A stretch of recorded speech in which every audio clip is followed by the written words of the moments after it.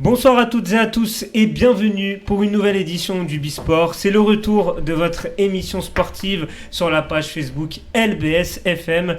Et pour ce retour, on est très heureux de recevoir ce soir Wesley Bahang qui est avec nous. Salut Wesley.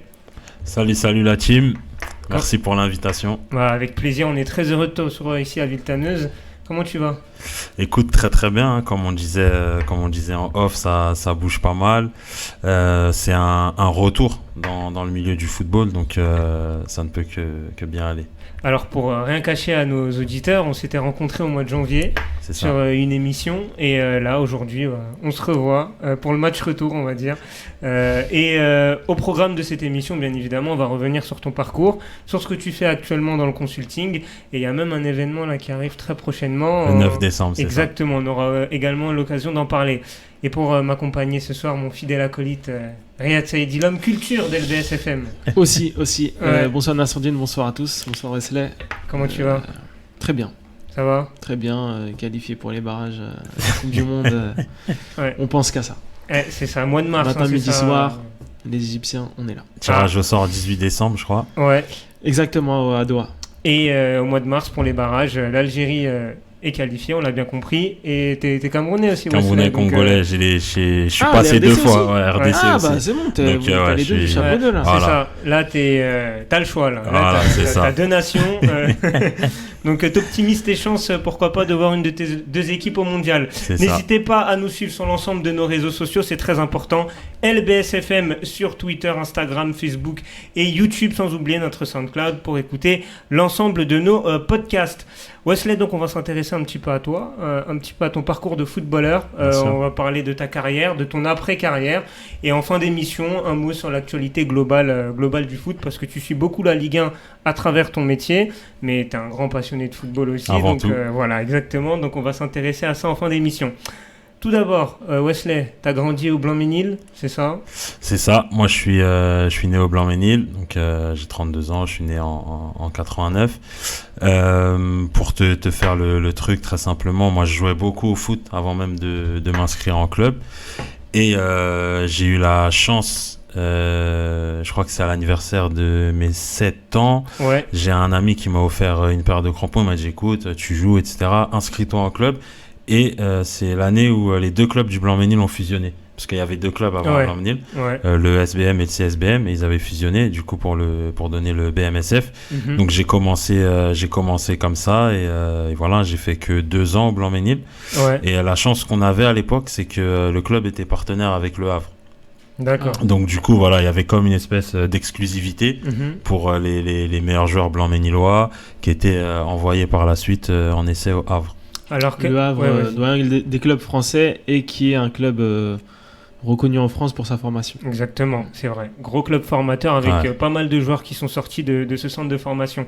Je m'intéressais d'abord au Wesley jeune, Wesley du Blanc-Ménil.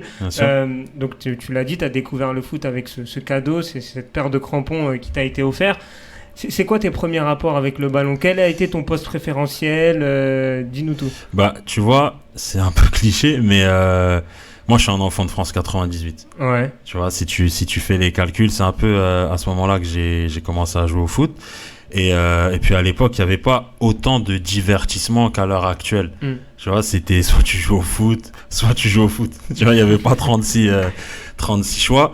Et au final, j'ai aussi compris très vite que c'était une manière de se faire respecter par ceux qui étaient un peu plus grands, etc. Donc nous, à l'époque, il y avait le foot en salle et tout. Donc le matin, c'était les jeunes, l'après-midi, c'était les grands. Et j'ai eu la chance très vite de pouvoir jouer matin et après-midi. Et j'ai vu que vraiment, plus tu proposais de belles choses sur le terrain, et plus dehors, bah, les gens, ils te donnaient du respect, de la considération. Et voilà, ça s'est fait comme ça, de fil en aiguille. Tout le monde venait me voir, écoute, inscris-toi, parce que j'ai joué entre guillemets longtemps avant de m'inscrire. D'accord. Parce que en fait, je ne savais même pas que c'était le chemin à suivre pour jouer au football, qu'il fallait être en club et tout. Et voilà, petit à petit, j'ai pris ma première licence au Blanc-Ménil. Et voilà, franchement, je pense que ce sont mes meilleures années. Ouais. Parce que, et surtout, tu sais, ça m'a permis avant tout de voir les gens des autres coins de la ville. Parce que quand t'es jeune, tu sais, tu restes en bas de chez toi, tu vas faire les courses à côté, etc. Et là, le fait d'être en club, tu joues avec des jeunes d'autres coins de la ville, tu vas jouer contre d'autres villes. Donc du coup, pour toi, c'est normal de sortir de ta ville. Et tu sais que même plus tard, à 20, à 25 ans, tu trouves des gens, ils bougent pas. Alors que nous, très vite, le football nous a offert ce privilège-là. Quand tu dis que c'était les plus belles années, c'est là où tu as pris le plus de plaisir? Bah ouais, parce que insouciance totale, en fait. Tu te dis pas, j'ai envie d'être pro, ceci, cela. T'es là, c'est le plaisir. Ouais, c'est ça, c'est le samedi. Puis je me rappelle, des fois, t'as match, après, t'as un anniversaire. Donc, c'est des week-ends incroyables, tu vois. Et non, c'était un régal. Franchement, c'était cool. Puis le fait de voir des éducateurs et te rendre compte que à travers le foot, ils t'inculquent plein de valeurs qui sortent aussi du cadre du football. Et ça, j'ai vraiment apprécié. Ouais, et du coup, tu intègres le club du Blanc-Ménil. Très vite, tu as été au-dessus du lot par rapport à tes camarades. Comment ça s'est passé? Ouais, je me rappelle, j'ai fait mon premier match sur. Tu sais, il avait été instabilisé avant, terrain rouge. Et c'était à Rony, je me rappelle super bien, avec mes éducateurs, Madou et Momo, que je salue d'ailleurs. Et en fait, je crois que c'était avec l'équipe C. Et très vite, j'ai fait la différence et tout. Donc je suis monté en B puis en A, j'étais surclassé avec ceux qui avaient un an de plus que moi. Ouais. Et voilà, petit à petit, j'ai eu la chance de taper à l'œil des recruteurs de différents clubs. Et comme je le disais en préambule, nous on était partenaires avec Le Havre, donc le lien s'est fait assez facilement. Il y avait Fadel Brahami, un ancien international algérien qui est de chez moi, qui est de mon quartier, qui jouait déjà en pro au Havre. Et du coup, son oncle, il a fait la connexion avec le club et voilà, très rapidement, j'ai été amené à faire un essai avec le Havre. Premier tour, c'était ici les Moulineaux. Et du coup, il y avait Marvin Martin ce jour-là, tu vois, pour la petite anecdote. La génération. Voilà, lui, il est 88, mais du coup, j'étais avec ceux qui avaient un an de plus. Et ensuite, ce qui s'est passé, c'est qu'on a fait un autre tour au Havre. Ouais. Et du coup, l'essai, il s'est avéré concluant. Et donc, derrière, voilà, c'est comme ça que en fait, ça allait super vite parce que j'ai fait que 2 ans au final au Blanc-Ménil. Ouais. Ça allait très vite et très vite, il y a eu de l'engouement. Et moi, je savais pas en fait que ça allait faire parler, que tout le monde allait s'intéresser à moi, même ma famille. Personne n'était préparé. Ouais. Et donc, c'était un peu compliqué parce que je suis rentré en 6e. Je rentrais en 6e, donc quand je suis arrivé au Havre. C'est là où je voulais en venir. Et du coup, ma famille, elle était un peu partagée entre le fait c'est une opportunité en or, mais il est très jeune. En même temps, ma mère, elle était, comme je dis souvent, sur plus le truc de se dire, il sera loin du quartier. Tu vois, donc au-delà du football, parce que le Havre, c'est le projet qu'ils ont vendu. Il y a un suivi scolaire, etc. Donc voilà, c'est comme ça que ça s'est fait. Et encore une fois, c'est un privilège. J'ai eu la chance d'aller. Enthousiaste à l'idée d'y aller? Est-ce que ça, pour toi, tu comprenais en fait dans quoi tu t'embarquais? Bah en fait, tu vois, si on recule pour bien contextualiser les choses, c'est en 2001, je crois. On n'est pas tous au courant que pour être pro, faut intégrer un centre de formation, etc. C'était pas aussi médiatisé qu'aujourd'hui. Donc, je sais pas vraiment dans quoi je m'embarque. Et je me rappelle que les premiers mois, moi, j'ai toujours été très proche de ma ville. Je rentrais, je voulais pas partir. Tu vois, je pleurais et tout. Non. C'était compliqué l'intégration. Ouais, c'était compliqué, parce que t'arrives. Puis nous on était au Havre, du coup là où on était quand je suis arrivé, t'avais des moins de 13, donc moi j'étais Benjamin, mais des moins de 13 jusqu'au moins de 17, donc les plus grands à l'époque c'était les Steve Mandanda, etc. qui étaient déjà là-bas. On était tous dans le même bâtiment, donc il y en a, ça faisait peut-être 4-5 ans qu'ils étaient là, et toi t'arrivais un peu, tu marchais sur des œufs et tout, donc fallait aussi fallait s'imposer, fallait s'intégrer, donc c'était pas forcément évident, mais voilà, de fil en aiguille, tu prends du plaisir, tu te fais des amis, parce que la plupart on venait de la région parisienne, donc tu retrouves entre guillemets des vieux copains, et après on lance, une fois que la machine elle est lancée, on est bien. Mais c'est vrai qu'il y a eu une période de transition en fait, tout simplement. Et comment ça se passe ensuite après cette période d'adaptation? T'enchaînes les entraînements, les matchs, comment ça se passe? Est-ce que le niveau des entraînements, tu t'y es vite adapté, ou là aussi ça a été un peu compliqué physiquement? Comment ça s'est passé? Il y avait de la qualité, hein. Il y avait de la qualité, donc t'as au début même des appréhensions, parce que je te dis, sur les premiers entraînements, t'as envie de montrer que c'est toi le plus fort et tout ça, mais en faisant ça, tu fonces dans le mur, parce que voilà, chacun ses qualités. Mais ouais, c'était pas évident. Parce que tu découvres un football différent en centre de formation, tout le monde sait faire un contrôle, une passe, bien se déplacer et tout, et c'est plus sur ça qu'il a fallu un petit temps de comprendre que là les gens ils allaient plus jouer avec leur tête que forcément avec le physique et tout, et d'assimiler aussi les consignes des éducateurs, sans manquer de respect aux éducateurs que j'ai eu auparavant, mais là tu rentres dans quelque chose de supérieur avec une exigence forcément supérieure. Et voilà, faut un petit temps pour s'adapter. Et à ce moment-là, tu pensais déjà vouloir être footballeur professionnel? Là, tu l'avais intégré ou c'était encore flou dans ta tête? Malgré toi, tu l'intègres en fait. Ouais. Tu comprends parce que ce qui est bien, c'est que nous, on était obligés d'aller au stade. Donc à l'époque, c'était au stade Jules Deschazos, parce que là, il y a un nouveau stade. Ouais, le stade Océane. Voilà, le stade Océane, mais juste en face, il y a le stade Jules Deschazos. Et en fait, à chaque match des pros, on était obligés d'y aller. Donc il y a un car qui venait nous chercher et tout le centre, on y allait. Et forcément, dans le quart, donc t'as les 13, t'as les 15, t'as les 17. Eux, ils sont plus proches de cette réalité-là, donc ils en parlent. Voilà, donc eux, ils en parlent, etc. Puis t'en as dans le quart que la dernière fois, il a fait une rentrée, puis l'autre et tout. Donc tu te dis, en fait, ok, donc faut passer ces étapes, les unes après les autres, pour aller à Deschazos. Et nous-mêmes, on se battait pour être ramasseur de balles, carrément, parce que tu voyais les pros à côté. Proche du terrain, là, tu vois, proche de la pelouse. À l'époque, c'était Souleymane Diawara, Pascal Chimbonda, tu vois, il y avait Christophe Revaux, paix à son âme, il y avait pas mal de joueurs qui ont fait de belles carrières derrière. Tu t'arrives à t'imposer derrière au niveau de l'équipe. Tu commences à être un titulaire dans l'équipe de centre de formation du Havre. Tu fais tes classes.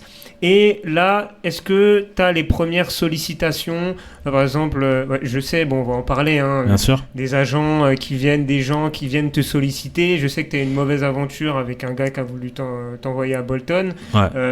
Mais voilà, c'est à ce moment-là que ça commence les premières sollicitations en fait, des gens. Chronologiquement, si on reprend le truc, comme tu l'as dit, à un moment donné, tu t'imposes. Moi, j'ai eu la chance de très tôt être surclassé. Donc, je jouais pas mal avec les 88. Après, ça, c'est un peu plus rentré dans la normale à partir de 14 fédéraux, moins de 16 nationaux, etc. Et c'est vrai que quand tu joues en 16 nationaux, vu que tu joues, nous, c'était PSG, Lille, Lens, Caen, etc. Donc, forcément, t'es exposé parce que les matchs sont suivis. Alors, je pense que niveau agent, c'était pas encore comme aujourd'hui. Non, parce que par exemple, quand tu dis que t'es parti, t'es entré en 6ème, si on transpose à 2021, le mec en 6ème, il a déjà un agent à ses côtés. Ouais, donc c'est maintenant, ils les attendent au berceau. Ouais, c'est ça. C'est ça vraiment ce changement au niveau du monde des agents, c'est ça, quoi. Ouais, non, maintenant, maternité, déjà, il y a un mandat, déjà. C'est ça. Non, mais c'est vrai que le petit fait des skills sur YouTube, 4-5 ans, déjà. De toute façon, j'imagine qu'on va en parler. Mais donc, du coup, les sollicitations, elles arrivent, tu sais, vers ces catégories-là, 16 nationaux, etc. Et pareil, vu que t'es pas forcément préparé, si autour de toi c'est pas stable, tu peux être perturbé, parce que forcément c'est quelqu'un qui va venir, qui va te dire que t'es le meilleur tous les jours, nanana, et c'est pas forcément productif, parce que quand t'as 16-17 ans, t'as pas forcément de recul sur tes performances, etc. Donc si en plus quelqu'un à côté te caresse dans le sens du poil, tu peux tomber dans la suffisance. Et surtout qu'il te promet tout en même temps. C'est ça, c'est que au final, voilà, et du coup t'as cette personne qui va te promettre des choses, puis à côté, 2-3 jours après, t'as ton éducateur qui va te reprendre, mais au final, ton éducateur, tu lui donnes moins de crédit parce qu'il y a quelqu'un qui te dit que du bien. Tu sais, c'est pas évident à gérer. Et justement, ces gens-là qui se rapprochent de toi, ils se présentent comment ?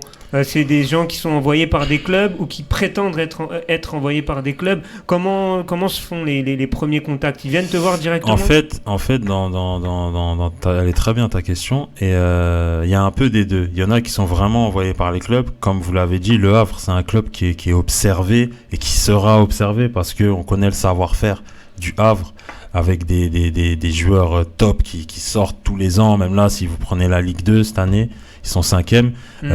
Paul Le Guen, il a lancé des joueurs 17, 18, 19. Ils jouent. Ils ont 17 ans, ils jouent. Titulaire indiscutable. 18 ans, les gars, ils jouent.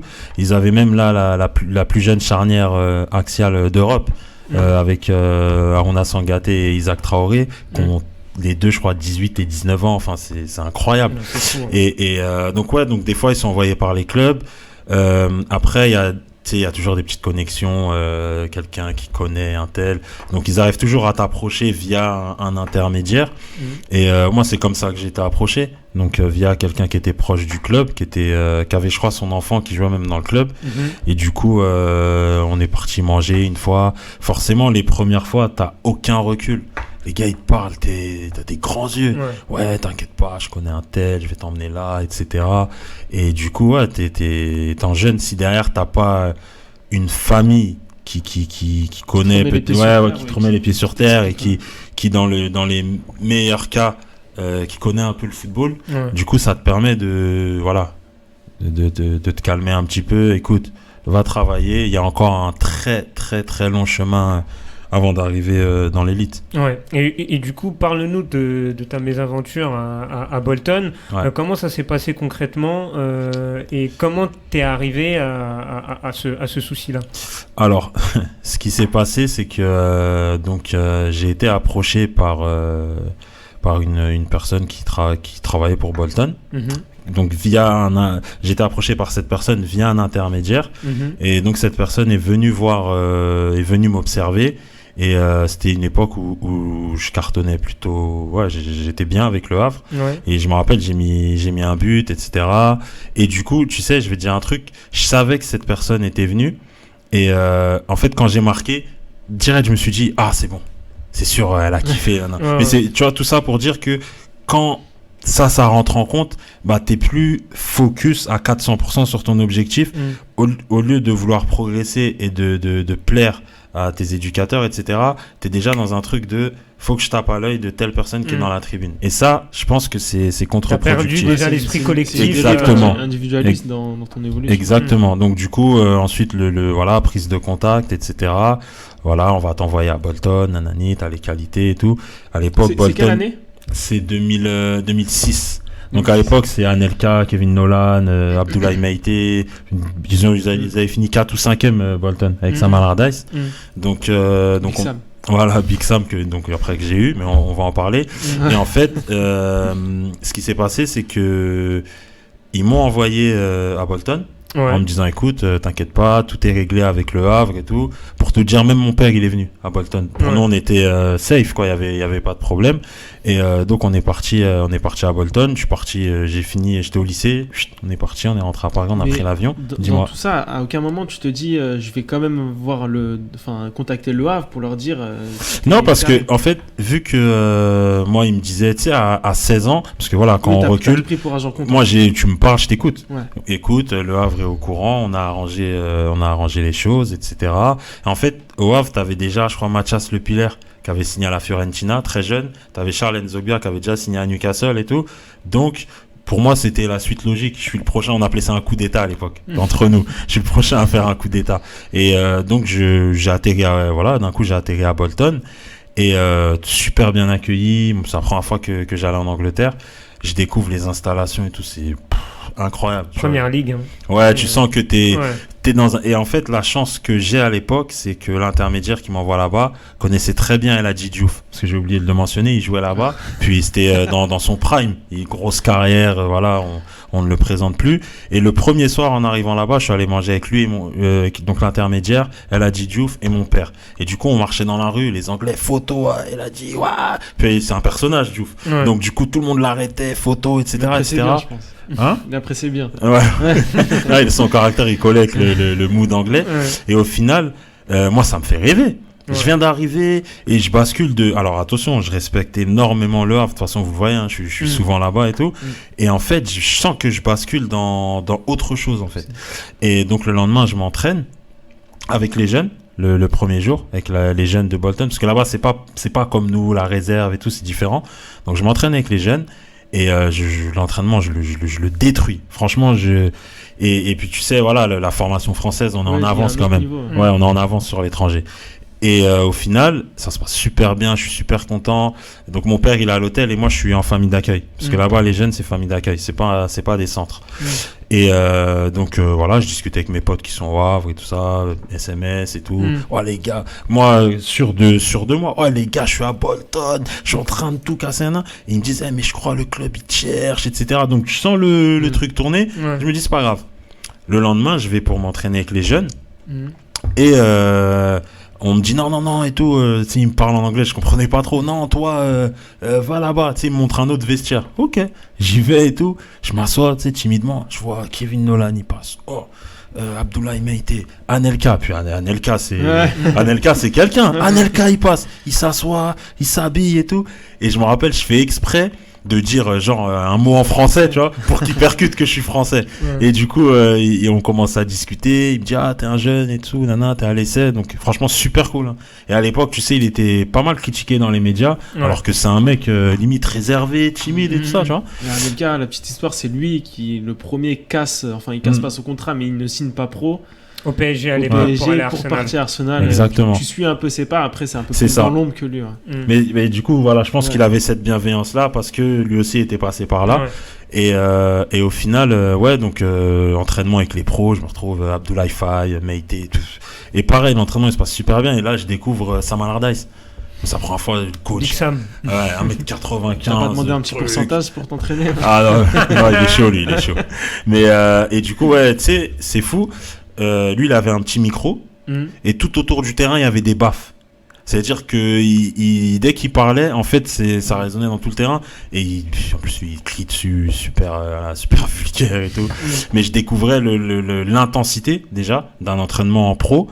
Et le fait de tout l'entraînement tu dois être bon. En jeune, des fois pendant 5-10 minutes je peux me cacher un peu. Là, tout l'entraînement tu dois être bon. Et les Anglais détestent perdre. C'est-à-dire t'es à l'essai, t'es pas à l'essai, les mecs ils te rentrent dedans et tout. Et puis surtout tu viens prendre la place de quelqu'un. Tu vois, tu viens prendre la place de quelqu'un. Donc forcément dans l'impact, etc. Tu t'étais déjà entraîné en pro? C'était la première fois. Non, au Havre, à l'époque je faisais parce que c'était 18 NAS à l'époque. Donc 18 NAS réserve. Et Jean-Marc Nobilo il avait fait un groupe mélangé, les 18 et la réserve, pour mieux accompagner les jeunes vers le groupe pro. Et ouais, franchement c'était top, ça s'est super bien passé. Et très rapidement après l'entraînement ils m'ont dit, écoute, nous donc il y avait l'intermédiaire qui était là. Après tu comprends, quand les gens ils sont contents, tu peux me parler n'importe quelle langue, je vais comprendre. Ils me font comprendre qu'ils veulent me signer, etc. Donc moi je suis super content. Je sais pas que je suis dans l'illégalité à ce moment-là. Mon père il est aux anges, tu vois, forcément. Et ensuite changement d'ambiance, j'arrive à Paris. Donc je rentre, donc Blanc-Ménil c'est à côté de Roissy, donc je rentre, les gars, je reviens de Bolton, je vais signer pro, là. Et on se dit, ouais, venez, on va manger, on va à Paris. Contrôle de police, vraiment contrôle de police ce soir-là. Ils prennent toutes nos pièces d'identité, et quand ils prennent ma pièce d'identité, ils appellent, je sais pas, talkie-walkie, etc. Et au final, j'entends avis de recherche. Donc le Havre, ils avaient lancé un avis de recherche. Ah ouais. Ils avaient lancé un avis de recherche dans 3 villes. Le Blanc-Ménil, Le Havre et Meaux. Parce que j'avais vécu à Meaux avec ma mère aussi. Et donc je suis passé de Bolton Pro à commissariat toute la nuit. Émotionnelle. Voilà, toute la nuit. Il y a un dirigeant du Havre, il est venu me chercher, il m'a ramené au Havre et de là il t'a expliqué Il m'a expliqué et j'étais surpris en fait. J'étais surpris, je me dis mais moi je lui ai expliqué normal, trop bien et tout, j'étais à Boston et tout ça. Et il m'a dit non en fait c'est illégal, le club n'était pas au courant. Et en fait c'était, vous savez, le foot c'est un petit milieu au final, donc tout le monde était déjà au courant. Donc je suis rentré au Havre, je me rappelle c'était un vendredi. Le lendemain j'ai eu rendez-vous avec la direction. Par contre c'était entre guillemets un mal pour un bien parce que c'était en octobre-novembre et directement après ce qui s'est passé, les meilleurs 89 ils ont proposé des contrats stagiaires pro pour sécuriser. Pour éviter, alors que normalement stagiaire pro ça arrive vers avril, mars, et là d'un coup. Et moi j'écoutais mes pseudo-agents conseillers, non t'inquiète pas, Bolton ils vont faire une offre et tout. Donc moi je refusais. Le Havre ils m'ont proposé un stagiaire pro amélioré. C'est-à-dire le Havre a cru à ta bonne foi, ils ont dit on efface, on te propose stagiaire pro, je peux même te donner le chiffre, 3 000 € à l'époque. 3 000 € à 16 ans. Ah, c'est beaucoup, hein. Tu vois, c'est énorme. Et c'est parce que normalement le contrat stagiaire pro c'est 1 200 € à la charte, et eux ils font un effort, ils ont dit voilà. Donc il y avait Jean-Pascal Fontaine qui joue encore au Havre maintenant, Mohamed Chalali qui était international algérien, Et on était 3, et Loïc Nestor, qui joue à Grenoble en Ligue 2, donc 4, à qui ils ont proposé stagiaire pro, les 89. Et donc tout le monde a signé. Moi, je m'obstinais. Non, mes agents, ils m'ont dit que... Donc là, à l'époque, t'écoutais tes anciens conseillers qui un peu te montaient la tête pour pas que tu signes stagiaire pro. Tu sais, un jour, Jean-Pierre Louvel, l'ancien président du Havre, il m'a ramené dans son bureau. Il m'a sorti un fax de Bolton qui s'excusait. Bolton s'excusait de ce qui s'est passé, parce que derrière c'est du business, il y a des relations à entretenir et tout. Il touche un sur ta signature. Et moi, je persistais. Non, ils vont faire une offre. Non. Donc son fils Yohan Louvel, qui à l'époque était mon entraîneur, il me prend pareil dans son bureau. Et moi j'étais là. Ils ont essayé de convaincre mon père. Donc ils l'ont ramené au Havre. Réunion avec lui, etc. Je me rappelle même on joue un match, je vois mon père, il a une écharpe du hack et tout. Je me dis mon père il m'a lâché. mais au final non, voilà, d'ailleurs je salue mon père. Mais au final voilà, ils ont essayé par tous les moyens. Moi j'étais têtu dans mon truc, donc petit à petit le Havre me mettait à l'écart, ce qui est normal. Et au final la saison elle s'est passée un peu bizarrement, mais j'ai quand même travaillé. Au final j'ai été réintégré, je commençais à jouer avec la réserve. Sportivement ça t'a déstabilisé un petit peu, mais au final j'ai quand même continué à travailler. Et à l'époque donc il y avait Guillaume Moirot, Amadou Alassane, tu vois, qui a fait en plus le reportage là, Destin brisé avec l'équipe. Et voilà, donc au final j'ai réintégré l'équipe. J'ai quand même joué en réserve sur la fin. Donc le Havre pensait que j'allais sûrement signer parce que je me sentais bien à nouveau. Et j'étais encore dans mon truc. Non. Et t'étais encore avec tes anciens conseillers là? Ouais, j'étais encore avec eux à ce moment-là. Qui reviennent à chaque fois vers toi de octobre jusqu'à la fin de saison, c'est vraiment qu'ils croyaient en toi. Ah non, mais regarde, ils sont venus me chercher à 10 ans et demi. Ouais. Tu vois. Et moi, c'est pour ça qu'aujourd'hui, j'ai une reconnaissance envers le Havre et je le dis souvent publiquement parce que je veux qu'ils sachent ce qu'ils m'ont apporté. C'est limite, c'est plus que du foot. Ils ont été des parents pour moi, tu vois. Et c'est important qu'ils le sachent parce qu'aujourd'hui, voilà, ma reconversion, elle est valorisée, mais c'est grâce à eux aussi. Et en fait, ouais, donc ils sont revenus à la charge plusieurs fois. Donc la saison s'est terminée, je n'ai pas prolongé. Et un jour, il y avait une réunion, tu sais, pour préparer la saison d'après. Et donc moi, j'y vais avec tout le monde. Et Jean-Marc Nobilo, ce jour-là, je me rappelle, il me dit non, toi, tu rentres pas. Et comment ça m'a fait mal? Parce que moi, j'ai fait 7 ans, ouais. C'est-à-dire que c'était la maison là-bas, tu vois. Et puis mes amis, et puis j'étais quelqu'un de respecté là-bas. Parce que voilà, j'étais resté longtemps et vraiment, je portais fièrement les couleurs de ce club. Et c'est là que j'ai commencé à comprendre, ouais. Et la chance que j'ai eue, c'est que Allardyce, il a signé à Newcastle l'été 2007. Et du coup, donc moi, fin de mercato, donc j'avais rien, j'étais sans club. Là, on est août 2007. Août 2007, voilà. Et je salue le Havre parce que moi, j'ai perdu ma maman donc avant de signer à Newcastle. Et malgré que je sois parti, entre guillemets, ils sont venus, les obsèques, les trucs et tout, tu vois. Donc ça, c'est... Voilà, ma maman elle est enterrée au Havre de toute façon, donc tu vois, c'est pas anecdotique, classe, c'est pas anecdotique. Et du coup, donc je me suis engagé avec Newcastle le 31 août 2007. Dernier jour, deadline quoi. Dernier jour du mercato. Et j'arrive en même temps que Habib Bey. Parce qu'on était, lui il venait, tu vois, en plus capitaine de Marseille, tu vois, donc gros transfert aussi. Je crois qu'Abdoulaye Faye aussi il signe le dernier jour. Et donc finalement je signe ce fameux contrat pro. Ouais, avec Newcastle, donc en 2007, t'intègres Newcastle. Tu l'intègres directement dans l'effectif pro ou on te met d'abord avec les jeunes comment ça se passe Non, j'intègre direct l'effectif pro. Ouais. Donc à l'époque, il y a du James Milner, Michael Owen, Ballon d'Or, tu vois, c'est incroyable. Jonas Gutierrez, Fabrizio Colocini, José Enrique, Obafemi Martins, Marc Viduka et j'en passe. Charles Nzogbia, Emre, le Turc. Et de jouer avec ces joueurs-là, tu vois, waouh, c'est incroyable de m'entraîner. Tu sais, tu viens un rêve éveillé. Au début, j'étais spectateur, moi. Je m'entraînais, j'étais pas à fond, je les regardais, le parking, le truc, les voitures. Enfin, t'es dans un autre milieu. Et donc non, je m'entraînais en pro. Par contre, je jouais avec l'équipe réserve. D'accord. Mais quand tu t'entraînes tous les jours avec ce genre de joueur, tu progresses. Tu progresses de fou. Ouais. Tu progresses à vitesse grand V. Ouais. Et quand tu retournes en réserve, t'étais frustré ou Non, du tout. Moi, j'ai signé à 17 ans et demi à Newcastle. Donc et puis là-bas, attention, en réserve, c'est déjà c'est coupé en deux, nord-sud.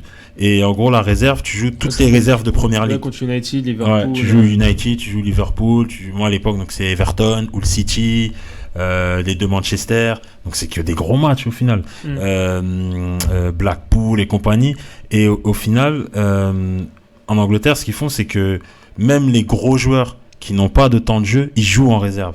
Ouais. C'est-à-dire que moi, en réserve, j'ai joué contre des Gary Neville, des Wes Brown, des Makeda, Welbeck, tous ces gens-là, je jouais contre eux. Tu vois, donc au final, c'était des top matchs. Puis généralement, nous, on jouait à Saint-James. Dans le grand stade de Newcastle. Même avec la réserve, on jouait à Saint-James. Les City, là, quand ils ont pris Robinho, tout ça, ils avaient une grosse équipe. Il y en a beaucoup qui descendaient avec la réserve.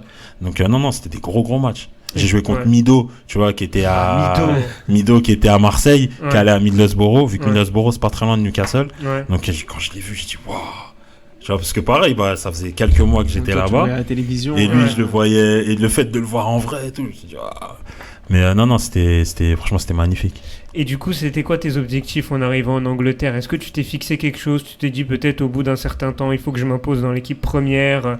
Voilà, c'était quoi en fait, déjà, il fallait digérer le fait de signer le premier contrat pro, parce que ça change énormément de choses, que ce soit dans ton entourage, que ce soit dans ton quotidien, gérer le fait de gagner beaucoup d'argent. Enfin, tu vois, il y a plein de facteurs qui rentrent en compte.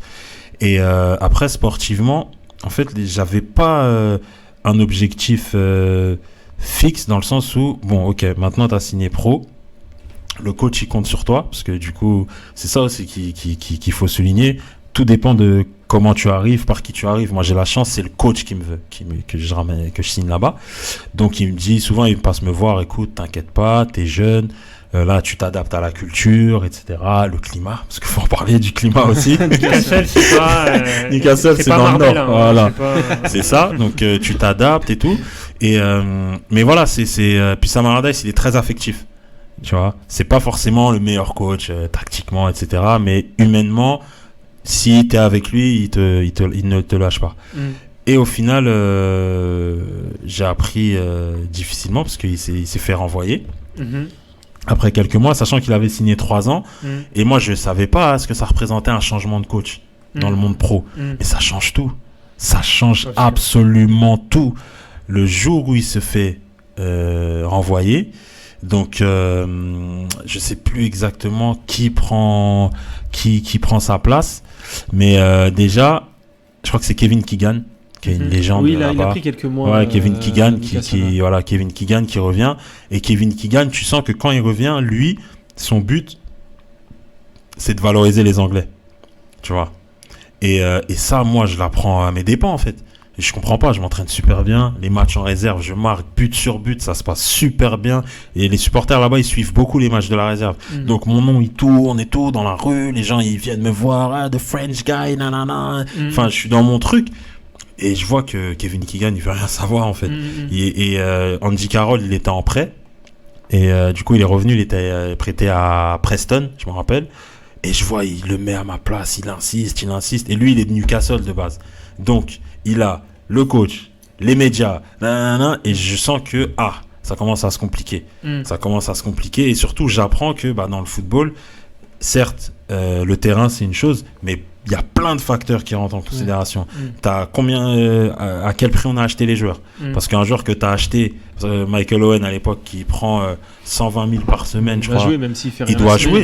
Tu es obligé de le faire jouer. Il faut que tu rentabilises. Tu es obligé de le faire jouer. C'est-à-dire qu'avant que tu le sortes de l'équipe, il faut qu'il se trouve 1 milliard de fois. Donc il y a lui, il y a ci, il y a ça. Et tout ça, je le découvre sur le temps, en fait. Les agents ne t'avaient pas du tout préparé. En fait, il m'avait pas préparé à écoute la concurrence. Alors attention, je dis pas que je dois être accompagné dans tout, mais ça fait partie du discours. Aujourd'hui, je fais ce métier, ça fait partie du discours de voilà, d'anticiper. Écoute, si là ça va pas, est-ce qu'on peut pas regarder un prêt, etc. Parce que à 18 ans, tu dois jouer pour une équipe première. Du moins, tu dois jouer parce que c'est là où tu continues à progresser. Ta progression à 28 ans, ce n'est pas la même qu'à 18 ans. À 18 ans, tu as une marge de progression qui est beaucoup plus élevée. Et donc, tu dois jouer des matchs de haut niveau. Voilà. Et au final, si le club n'a pas vraiment de plan pour toi, il faut que tu ailles chercher du temps de jeu dans un club à un niveau respectable. Et au final, sur ça, je ne pense pas que j'ai été soutenu. Par contre, pour demander des trucs, de l'argent, tu vois, ils étaient là. Ils étaient là, mais ouais, après c'était. Mais malgré tout, je le vivais bien parce que je sais pas si les gens s'en rendent compte, mais Newcastle, c'est un club extraordinaire. C'est vraiment être. Et je pense que peut-être des fois on peut penser que dans ma com ou quoi, je suis dans l'excès vis-à-vis de ce club, mais c'est parce que c'est un club extraordinaire. Ça t'a marqué. Ça m'a marqué. C'est un club qui m'a éduqué. Je peux même là dernièrement j'ai croisé Habib qui coach au Red Star maintenant, Habib Bey. On parle de Newcastle. Sébastien Bassong avec qui j'échange régulièrement, on parle de Newcastle. Claudio Cassapa qui est dans le staff de Lyon. On s'est croisé il y a pas longtemps. Et on parle parce qu'il a joué là-bas. Excuse-moi. Non, en dépit du fait que c'est un club quand même qui a gagné, je crois, 1 ou 2 titres de champion, même au début, je crois même pas de première ligue depuis 80. Ouais, c'est possible. Et qui a un petit parcours en Coupe d'Europe. Ouais, aussi. c'est ce qui est ce qui est marquant, c'est plutôt le stade. Ouais, la ferveur. Après, la ferveur du supporter, mais c'est vrai que ce que tu dis là sur vraiment le club, c'est la première fois que je l'entends. Ouais, non, après je peux comprendre parce que vu d'ici on est entre guillemets loin, mais en Angleterre, à chaque fois que t'entendais X ou Y joueur, pas du club, s'exprimer, quand les équipes elles venaient jouer contre nous, etc., Manchester, peu importe. Massif club, c'est ça qu'il disait, on vient jouer contre un massif club, parce qu'en Angleterre c'est un club qui c'est incroyable. Puis même si tu sors un peu du cadre du football, c'est le nord de l'Angleterre, c'est la classe ouvrière, etc. Donc c'est vraiment, c'est Lens en fait, tu vois. Si je peux faire un parallèle avec la France, ça ressemble au RC Lens. Ouais. Et du coup, tu progresses là-bas, tu te sens bien en réserve, tu commences à t'imposer en réserve, et malheureusement, il y a les blessures qui arrivent derrière. Ouais.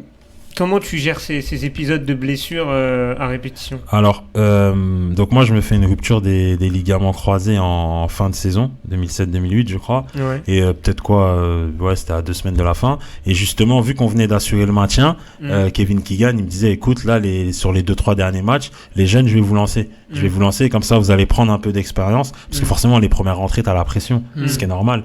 Donc, vous allez prendre de l'expérience. Et comme ça, sur la prochaine saison, je vais pouvoir encore plus vous utiliser et tout.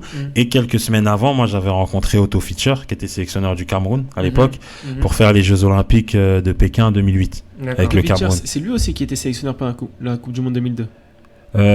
Possible, je sais possible. Et du coup, donc je l'ai rencontré avec Jérémy Njitap qui était à Newcastle à l'époque et super content. Waouh, je vais faire les JO et tout. Donc j'allais faire la double nationalité franco-camerounaise et donc je me fais les croisés, donc JO sous le nez, enfin voilà. Puis les croisés, faut vraiment prendre le temps de bien revenir. Et donc je suis revenu fin de ma 2e saison, sachant que j'avais signé 3 ans. Ouais. Donc déjà, ça compliquait les choses. Mais voilà, le club, ils m'ont vraiment, et je tiens à le souligner, ils ont vraiment la classe, Newcastle.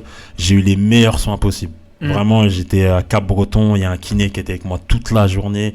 Ensuite, j'ai fait 4 semaines à Clairefontaine. Pareil, Clairefontaine, c'est le top du top. C'était le staff qui est actuellement avec l'équipe de France. Ah oui. Qui était là-bas à l'époque. Vraiment l'équipe médicale de qualité, quoi. Et les gens les kinés de Newcastle venaient me voir à Clairefontaine de temps en temps. Parce que le club, il comptait beaucoup sur moi. De toute façon, le club comptait vraiment sur moi. Une fois que t'es comme ça blessé de longue date, t'es plus payé par le club au bout d'un certain temps. Alors c'est différent parce qu'ici je sais que des fois il y a la Sécu qui prend le relais. Après, non là-bas c'est plein, ça bouge pas. Ça bouge pas. Que tu sois blessé, tu peux être blessé 6 mois, ton salaire reste. Donc t'as pas de prime par contre parce qu'il y a ce qu'ils appellent appearance et tout, les primes quand tu joues les matchs, etc. Là t'as rien, mais ton salaire ça bouge pas. Et tu sais, pour l'anecdote, quand je me fais les croisés, donc ça faisait pratiquement 1 an que j'étais parti du Havre. Et donc le Havre à ce moment-là, ils sont champions de Ligue 2. Et je me rappelle, j'ai la jambe en l'air parce qu'au début tu peux rien faire. Je regarde Eurosport, il y a tous mes potes. Mohamed Youssouf, Mohamed Chalali, ils ont tous joué, tous ils montent en Ligue 1. Et j'étais content pour eux, mais c'est comme si j'avais l'impression qu'ils me dépassaient parce qu'on a un ego dans le, tu vois. Je me suis dit, mais attends, c'est pas possible, je suis parti dans un grand club. Mais au final, ça m'avait fait plaisir parce que vraiment le Havre avait lancé un nombre de jeunes franchement incroyable. Et ouais, donc 2e année de contrat, je reviens de blessure. Il restait 1 ou 2 mois, donc le club attendait juste que je revienne bien pour mieux préparer la saison d'après. Ouais. Et ça n'a pas manqué parce que le premier match amical de la saison, donc du coup 2009-2010, je suis titulaire. Donc je suis titulaire avec Nicky Butt, Habib Bey, Damien Duff, Tim Krul, le gardien, Steven Taylor qui a pris sa retraite il y a pas longtemps. Donc le club me montre qu'il compte sur moi. Je fais une belle pré-saison. Et donc on était descendu en Championship, donc ça a libéré des places. Obafemi Martins, il est parti. Limite quand on est descendu, les jeunes, on a un peu. C'est toujours pareil. Il y a des places à prendre. Il y a des places à prendre. Et en plus, tu sais quoi, pour te donner l'inside. Quand on parlait, je sais pas moi, dans les vestiaires et tout, j'allais voir Oba et tout, j'ai vu dans les infos, là, il y a Birmingham, ils te veulent et tout, tu pars ou... Vas-y, tu peux y aller. Voilà. Et au final, il a signé à Wolfsburg. Mais même eux, tu vois, c'était marrant parce que même eux, ils disaient, t'inquiète pas, je vais partir. Ah oui, d'accord. Ils disaient, t'inquiète pas, vous allez jeunes, vous allez jouer, là. Mais vu qu'à Newcastle, il n'y avait pas de clause pour des réductions de salaire si on descendait, c'est-à-dire qu'on est descendu, mais ils avaient des salaires de fou. Donc il y a beaucoup de joueurs qui sont restés. Et puis ils savaient qu'on allait remonter, on avait une équipe. Déjà, je sais même pas comment on est descendu avec l'équipe qu'on avait. Et donc au final, voilà, on est remonté. Les jeunes, on a gratté un peu de temps de jeu, mais comme tu l'as dit, juste après la pré-saison, donc j'ai fait 5 ou 6 bancs et je me suis blessé. 3 mois. 3 mois de blessure dans ta dernière année de contrat. En plus, donc cette année-là, j'ai fini meilleur buteur en réserve, tu vois. Et donc du coup, donc 3 mois, je reviens, match amical avec les pros contre Celtic, je marque, je me reblesse à la fin de ce match, 3 mois. Ah oui. Tu vois. Et donc je suis revenu fin de saison, allez, c'était 1 mois et demi, 2 mois. Et Chris Hughton, qui est l'entraîneur actuel de Nottingham, il me prend dans son bureau, il me dit écoute, là on remonte, j'ai une grosse enveloppe, les jeunes, le temps de jeu ça va être compliqué et tout ça. Et il croit énormément en moi, il me dit écoute, regarde, il y a pas mal de clubs là qui te veulent et tout, est-ce que tu vas rentrer en France? Et à l'époque je le prends mal parce que je me suis vraiment attaché à la ville et au club. Tu te projetais dans ce club. Ouais, voilà, je me projetais parce que je me suis vraiment... Et puis même, je m'entendais bien avec tout le monde. Et c'est pour ça qu'aujourd'hui, je travaille encore avec ce club. Je m'entendais bien avec tout le monde, de l'intendant. Et je pense que c'est ça qu'ils ont apprécié. C'est que je respectais tout le monde. Puis nous, on a été éduqués comme ça, où on dit bonjour à tout le monde, on rigole, on fait des blagues et tout. Puis dès lors que j'ai réussi à parler anglais, bah ça y est, j'étais moi-même, en fait, tu vois. Donc je parlais avec l'intendant, il me racontait, je jure, pour tout te dire, un des intendants, une fois, on s'est posé ensemble, on regardait des vidéos sur des complots World Trade Center, tu vois, pour tout te dire comment on était. Mais c'était mes gars. Et au final, c'est plus ça qui m'a fait mal en fait, parce que je laissais, au-delà du foot, je laissais vraiment une famille. Tu t'es pas douté un petit peu de cette issue avec ces blessures à répétition? Je pense que j'ai été naïf. Ouais, je pense que j'ai été naïf parce que j'étais apprécié. Et tu vois. Là, justement, on revient à tes agents.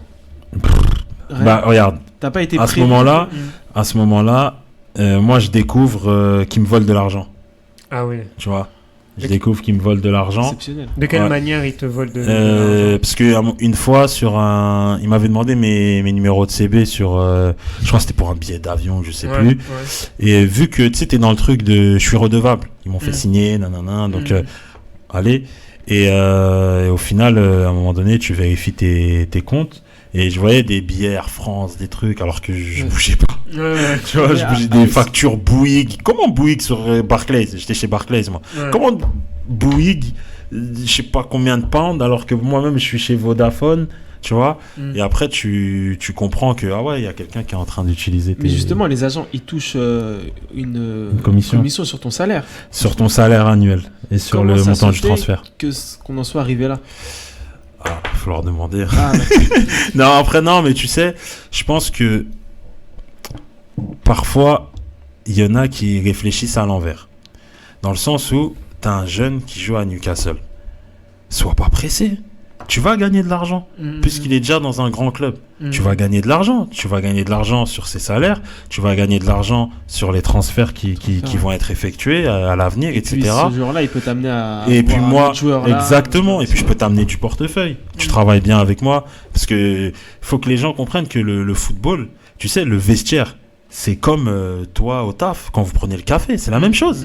On est là, on discute, ça va, ta femme, ça va, ton frère, ça va, mon agent en ce moment, truc, mais attends, moi je connais lui, il est sûr et tout, ou je sais pas, voiture, t'as besoin de quoi, tu sais, on discute de tout et de rien en fait. Sûr. Le vestiaire, c'est vraiment, c'est notre centre commercial, tu vois, on est assis, on dit...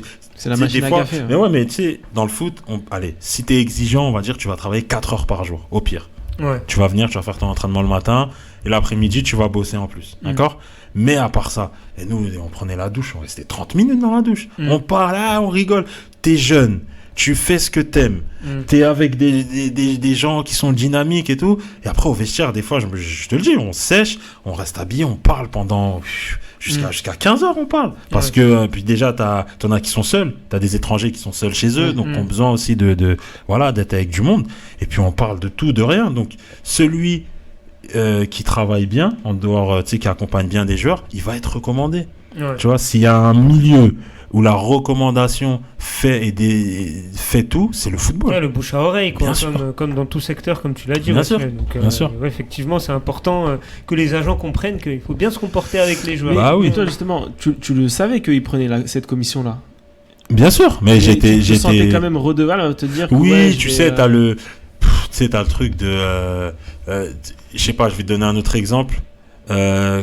Nous, on est, la plupart, on vient des quartiers populaires. Celui qui réussit, il fait croquer. Ouais. Tu vois, c'est un peu le même schéma. Ouais. Ils m'ont mis là-haut, je leur dois quelque chose. Ouais. Tu vois, j'étais dans ce truc-là.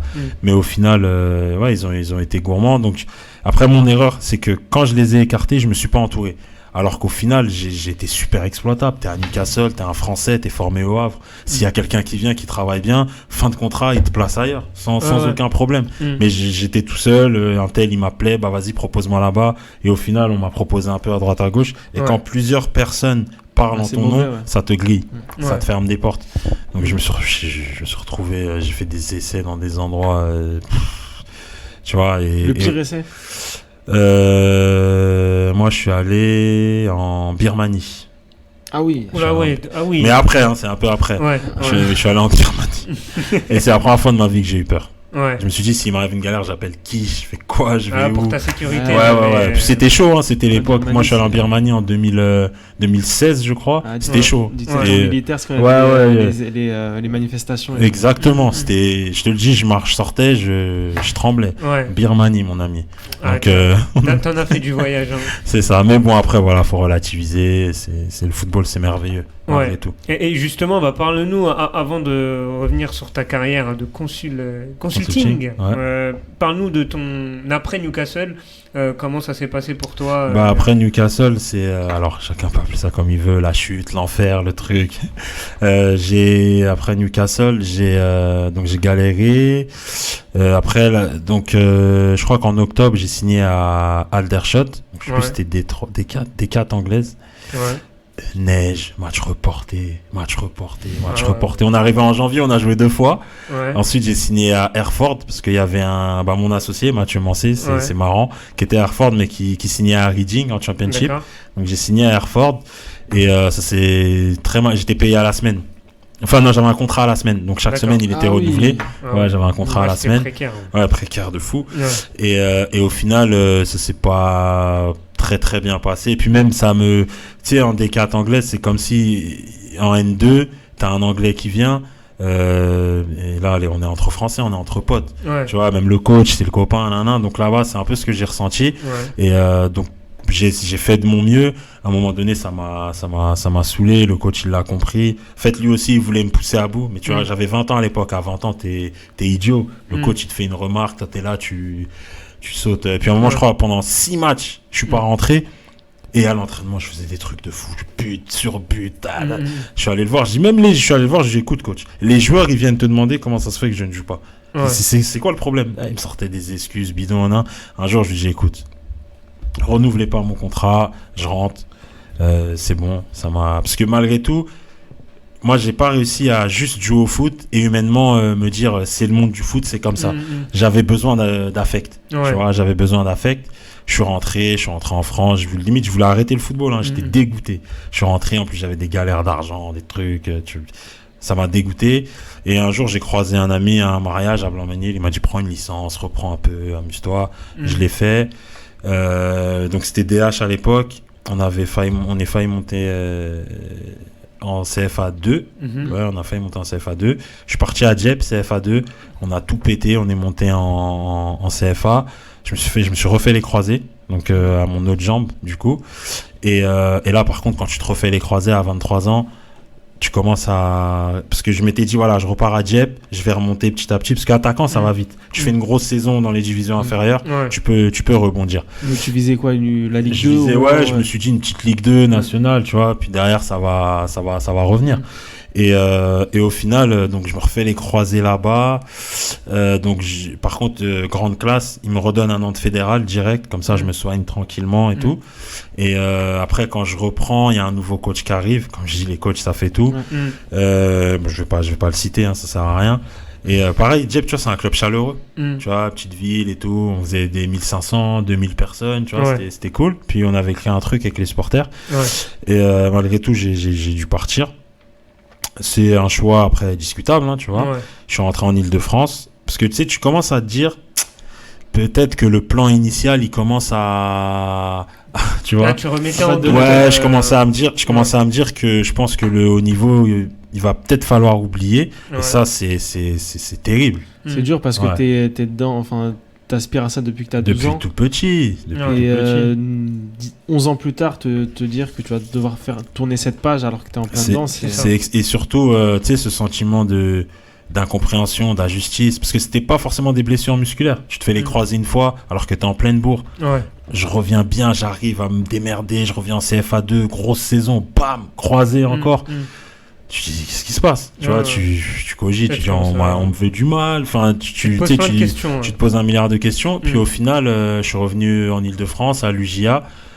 Et j'ai découvert le football francilien, donc la vie francilienne, les bouchons, les trucs, t'as entraînement à 20h, t'es en retard, t'es 1 heure dans ta voiture. Enfin, ça m'a... Tu sais, je me sentais inutile et je me suis dit, bon, t'es en CFA 2, j'avais 25 ans, je crois. Je suis du Blanc-Ménil, qui est juste un échelon en dessous. Et j'avais d'autres amis qui jouaient en CFA 2 aussi, du Blanc-Ménil. Et souvent, on parlait, je leur disais, les gars, venez, on rentre à Blanc-Ménil.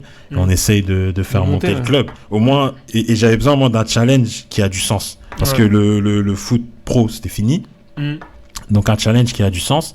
Donc, on est revenu, on est allé très loin en Coupe de France. Tu vois, ça s'était jamais fait à Blanc-Ménil. On est allé en 32e contre Nantes. On a joué à Bauer, il y avait du monde et tout. Donc, pour moi, c'est une petite victoire quand même, tu vois, d'avoir amené ça au Blanc-Ménil. Et après, du coup, venait la question du travail. Qu'est-ce que je fais? Parce que j'ai entraînement une fois dans la journée. Donc, la chance que j'ai eue, c'est que on m'a connecté avec le service jeunesse du Blanc-Ménil en 2015. Quand je suis revenu jouer au club, du coup, le deal, c'était je joue au club et je suis aussi au service jeunesse. Comme ça, voilà, niveau salaire, j'ai un travail plus un petit défraiement au foot pour que chacun s'y retrouve. Parce que forcément, tu joues plus haut, tu touches un certain salaire. Puis j'avais des responsabilités. Donc voilà, j'ai intégré le service jeunesse. Et en fait, très rapidement, parce que je suis arrivé vraiment, bon voilà, je travaille parce qu'il faut travailler. Et très rapidement, j'ai été stimulé par le regard qu'avaient les jeunes sur moi, en fait. Waouh, l'ancien pro, waouh. Et j'ai vu que j'avais une certaine légitimité. Et peu importe le projet que je mettais en place, il me suivait. Donc j'y ai pris goût. Et limite, je délaissais le foot, en fait. Je prenais plus de plaisir au foot. Et mon vrai plaisir, c'était, je suis utile. C'était surtout ça, de se sentir utile. C'est-à-dire que je faisais plein de choses avec les jeunes. À côté, j'ai monté une asso aussi avec des amis dans mon quartier d'enfance. Donc on faisait plus de l'intergénérationnel. Et c'est aussi comme ça, tu vois, on a beaucoup d'amis en commun dans le milieu associatif. Et au final, tu vois, c'est comme ça que je me suis reconstruit, en fait. C'est même pas grâce au football. Parce que j'ai joué 1 an à Blanc-Ménil. À la fin de l'année, j'ai arrêté. Après, j'ai repris. Après, j'ai arrêté. Mais ça, c'est le début de la fin. Tu vois, t'arrêtes, tu t'entraînes à 20h. Tu rentres, tu mets un plat au micro-ondes. Laisse tomber. Tu vois, non, c'est compliqué. Et au final, donc, tu fais tout ça. Et tu vois qu'à côté, t'es utile.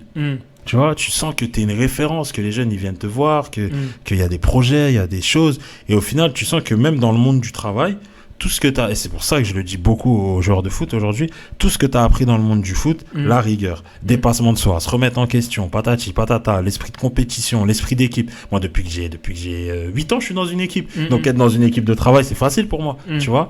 Et au final, en travaillant à la jeunesse, en montant des projets petit à petit, t'es valorisé, et les gens ils viennent te voir, putain, ouais, c'est mortel, tout ce que tu fais, là. Donc, tu y crois, et au final, tu sais, toute cette notoriété, entre guillemets, que j'avais dans le football, je l'ai retrouvée ailleurs. Ouais. Tu vois, je l'ai retrouvée ailleurs, cette reconnaissance et tout. Donc, j'ai arrêté complètement. À un moment donné, j'ai arrêté le foot complètement.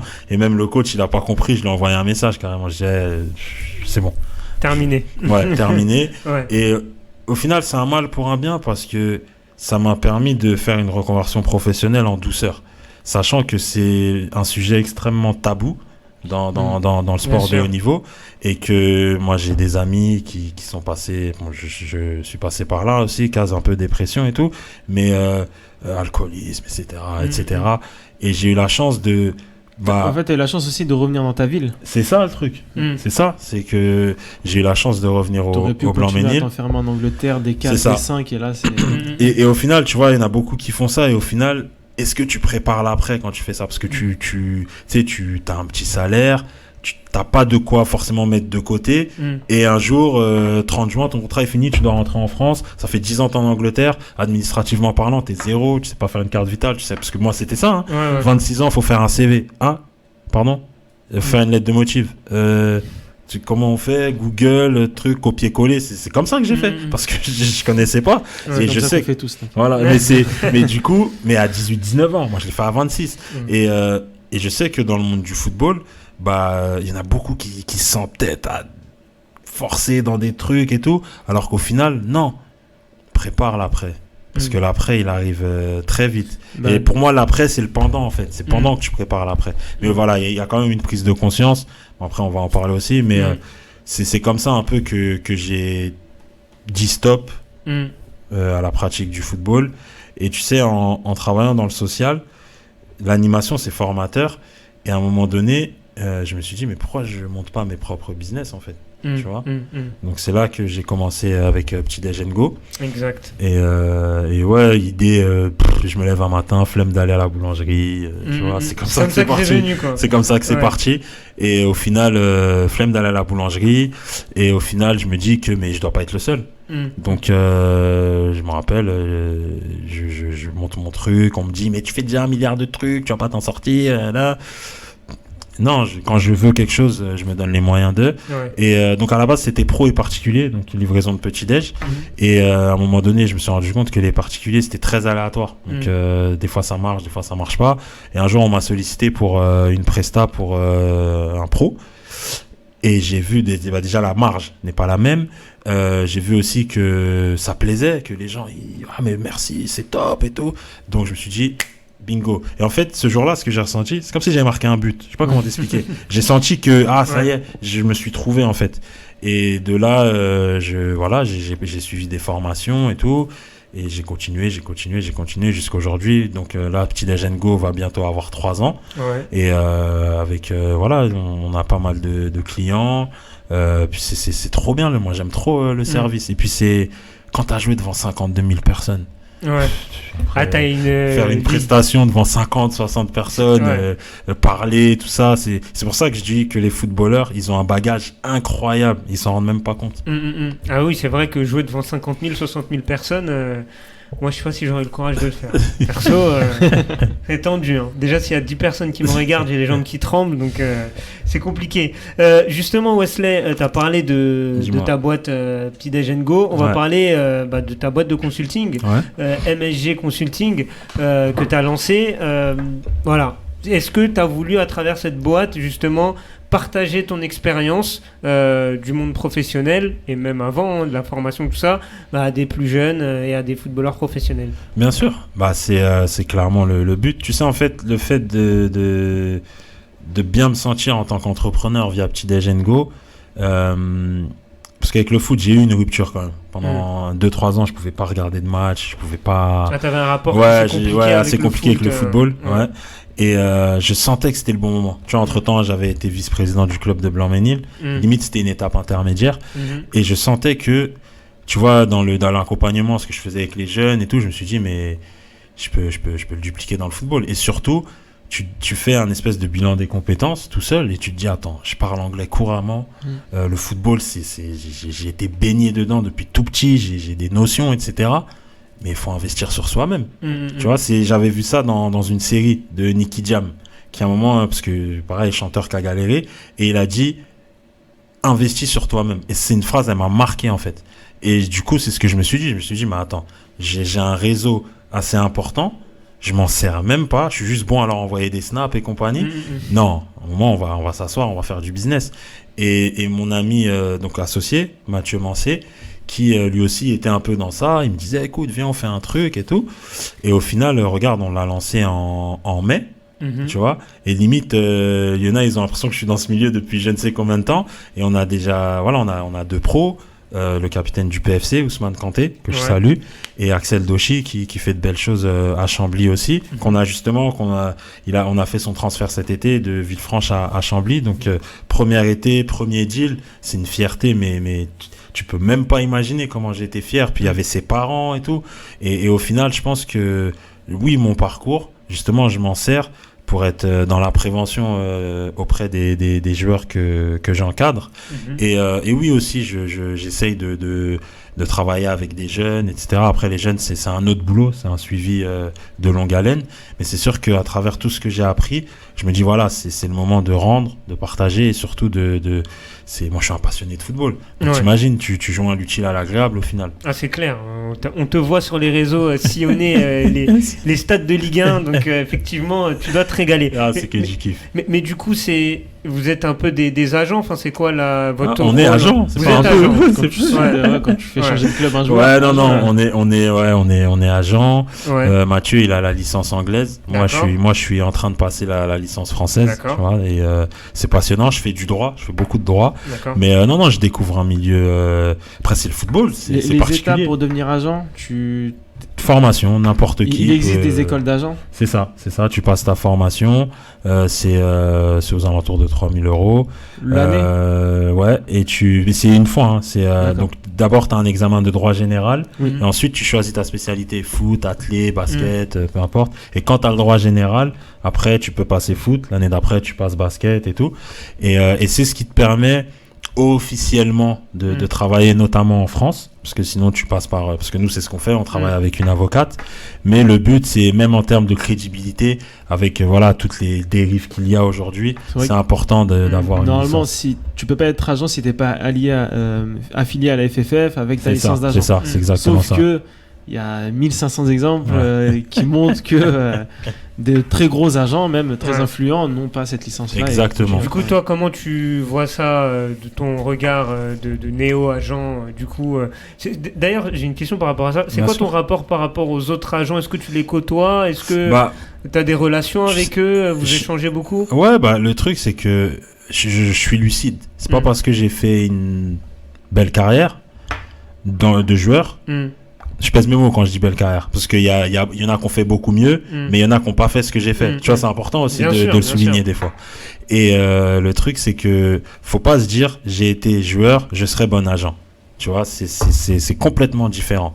Par contre, je sais que j'ai un bagage que certains agents n'auront pas. Tu vois, et le fait d'avoir joué, forcément, tu sais quoi dire à ton joueur, à quel moment. Est-ce que tu veux dire quelque chose? Non, continue, je te laisse. Tu sais quoi dire à quel moment et tout. Et après, par rapport à toutes les dérives et tout ce qui se fait, je suis arrivé en me disant, oh là là, c'est grave ce qu'ils font. Et au final, je me rends compte que chacun lutte avec ses armes. Alors effectivement, il y a des choses que je ne cautionne pas, clairement, tu vois. Il y a un certain rapport à l'argent qui est donné à certaines familles pour récupérer des jeunes. Ça me dérange un peu. Maintenant, chacun ses pratiques. Chacun ses pratiques. Moi, en tout cas, je me bats pour avoir une image saine des bons rapports avec les clubs, parce que c'est super important, c'est ce qui te fait travailler, et c'est pour ça, voilà, je suis assez actif un peu sur les réseaux sociaux et tout, mais c'est juste pour me rendre attractif, en fait. Ouais. C'est vraiment pour dégager quelque chose de positif. C'est du marketing, au final. J'ai de la chance d'avoir du contenu. Regarde, là, aujourd'hui, je suis chez vous, et je vais exploiter ta vidéo, tu vois.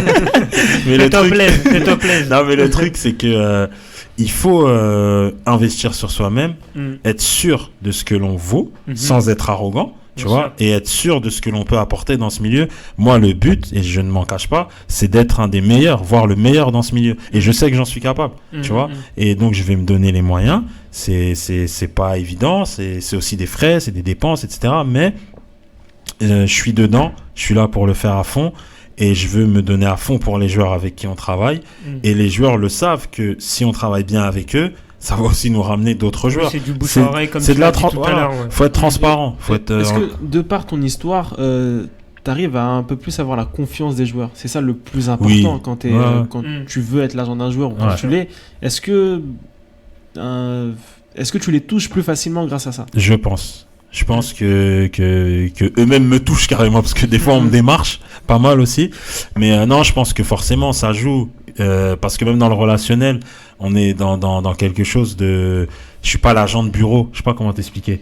Oui, il y a des agents, il peut laisser son joueur à l'abandon. Voilà. Il l'appelle quand il y a renégociation de contrat. C'est ça. Ou après, c'est ça comme. Chacun sa manière de travailler, mais moi j'ai besoin d'être proche du joueur. J'ai besoin de parler de tout, de son couple, de son patrimoine. Il y a une certaine confiance qui s'installe et tu rentres dans l'intime du joueur aussi. Moi, c'est parce que je pense que dans le foot, arrive un moment, les niveaux ils sont homogènes. Tu vois, t'as des phénos, mais à un moment, les niveaux sont homogènes. Qui sont ceux qui font la différence? Ceux qui, là-haut, sont stables.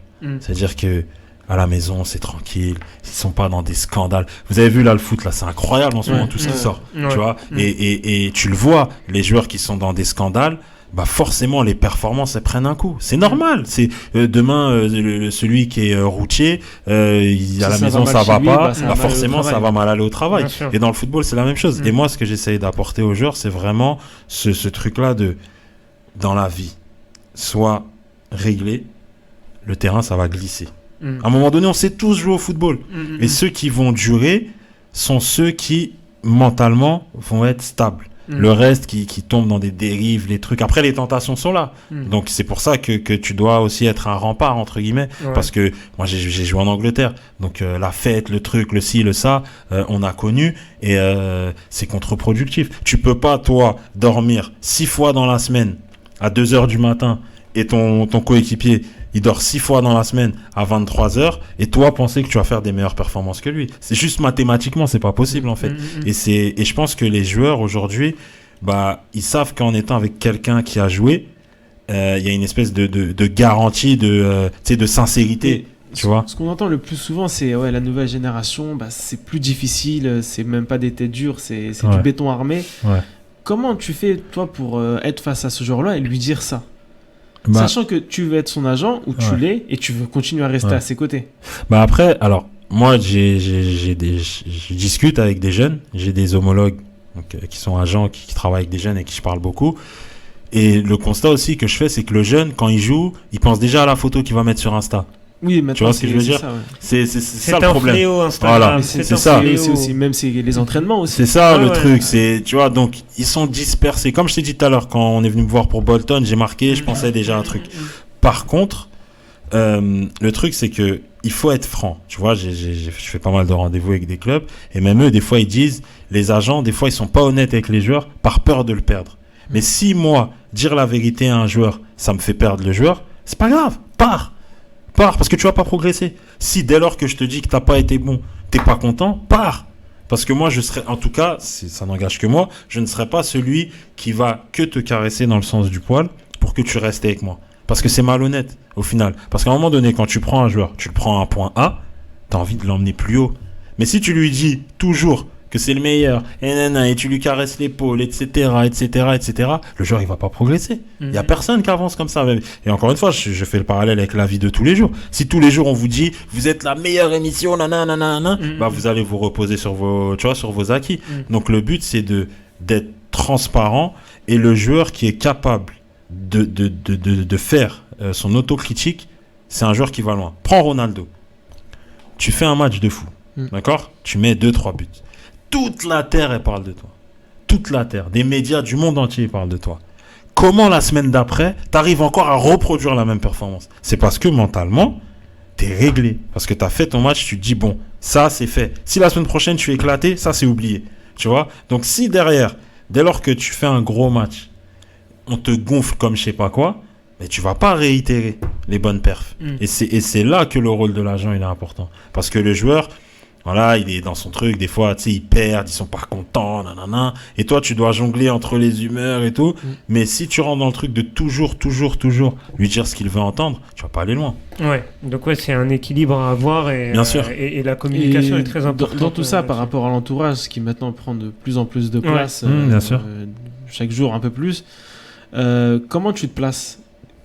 Est-ce que tu peux recevoir des appels d'oncles, de proches, de copains qui connaissent le joueur ? Est-ce qu'on t'a déjà mis des coups de pression ? Ouais, non, mais après, tu sais, qui te mettent un peu de bâton. Oui, moi je vais avoir ça. Pourquoi lui il a pas ça alors que lui, le joueur d'en face, il l'a ? En fait, c'est une super question parce que c'est une réalité aujourd'hui. Ouais. Que des fois, tu vas pour récupérer un joueur, au dernier moment, il y a un tonton, il sort de je ne sais où. Ouais, moi, j'ai fait une carrière. Vas-y, arrête.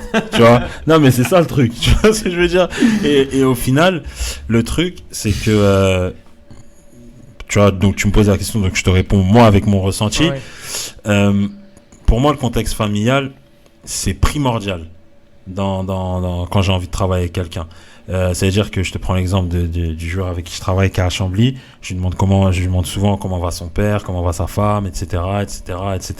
Et c'est un entourage qui nous laisse travailler. Moi, je suis pas papa. Enfin, je suis papa dans ma vie, mais je suis pas son père. Il a un père, il a une mère, il a une sœur. Enfin, tu vois, chacun a sa place.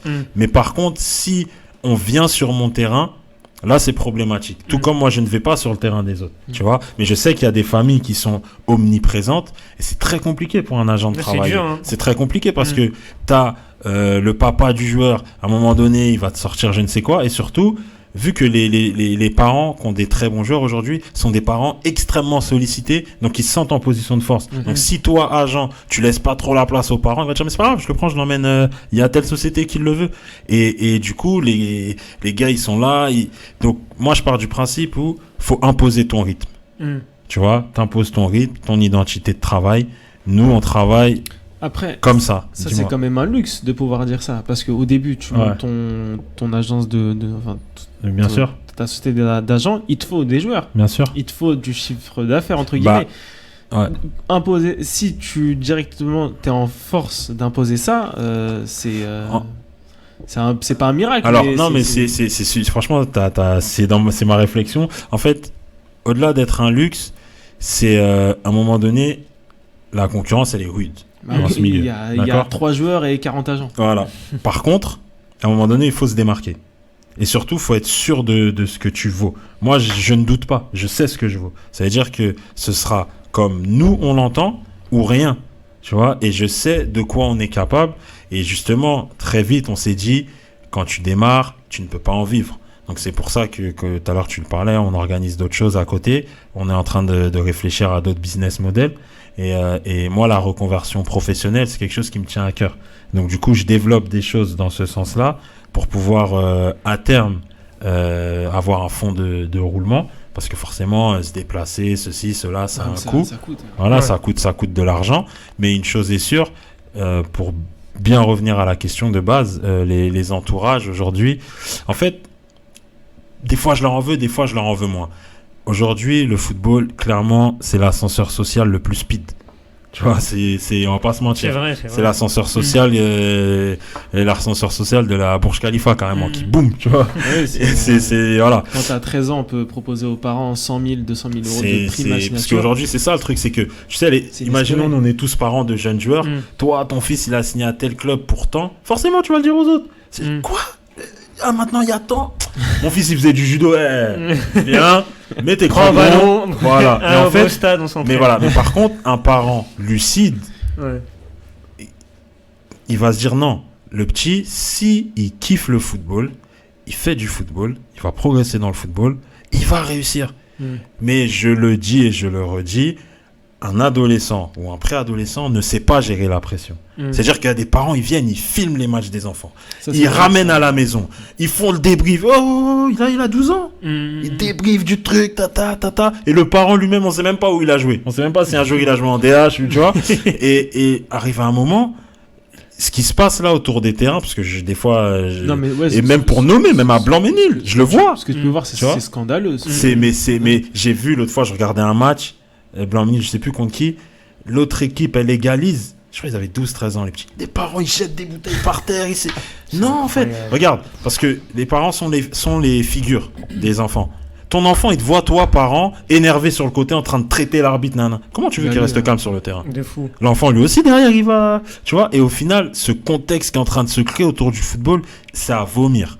Est-ce que tout ça, il n'y a pas besoin de plus de régulation ? Il faut, c'est plus possible. Il y a des arbitres qui se font frapper. Tu te rends compte, tu arbitres un match de jeunes qui ont 12 ans, parce qu'à un moment, tu vas donner un penalty à un moment crucial de la rencontre, t'as 15 parents qui vont t'insulter. Parce que dans leur tête, parce que comme tu le dis, Wesley, c'est que dans leur tête, ils sont déjà dans une vision où le petit, c'est notre futur gagne-pain. Donc ils se mettent une pression pas possible, et du coup, ça se retranscrit autour du terrain. Et forcément, comme tu l'as dit, comment tu veux après derrière que le gamin il se comporte bien sur le terrain ? C'est impossible. C'est même pas qu'il se comporte bien, c'est comment tu veux qu'il se développe lui et qu'il pète pas un plomb. Bah oui, mais parce que s'il se rate.